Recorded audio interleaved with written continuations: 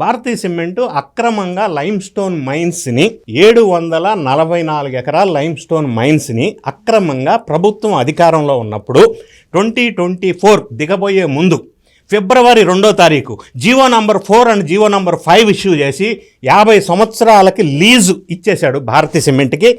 అధికార దుర్వినియోగం చేసి రూల్స్కి ఎగనెస్ట్గా. రూల్స్ ఎగనెస్ట్ అని ఎందుకు అంటున్నానంటే, ఇది national mineral development regulatory act, ఒక ఏజెన్సీకి రూల్స్ ఉన్నాయి. ఆ రూల్స్లో క్లాజ్ నంబర్ 10A ప్రకారంగా ఒక కంపెనీ వేరే కంపెనీ నుంచి ఎక్విజేషన్ చేసుకుంటే, అంటే భారతీయ సిమెంట్ ఎక్విజేషన్ చేసింది రఘురామ్ సిమెంట్ని. సో ఒక కంపెనీని ఎక్విజేషన్ చేసినంత మాత్రాన లైమ్స్టోన్ మైన్స్ ఏదైతే ఉంటాయో ఆ సిమెంట్ ఫ్యాక్టరీకి ముడి పదార్థం అది ఆటోమేటిక్గా ఈ కంపెనీకి రాదు. దాన్ని మళ్ళీ ఆక్షన్లో పార్టిసిపేట్ చేసి మాత్రమే తీసుకోవాలి అని national mineral development regulation act section 10A చెప్తుంది. దాన్ని వైలేట్ చేస్తూ వీళ్ళు ఒక జీవో ఇచ్చేసి రూల్స్ రెగ్యులేషన్ అధిగమించి 50 సంవత్సరాలకే కట్టబెట్టారు అక్రమంగా భారతీయ సిమెంట్కి.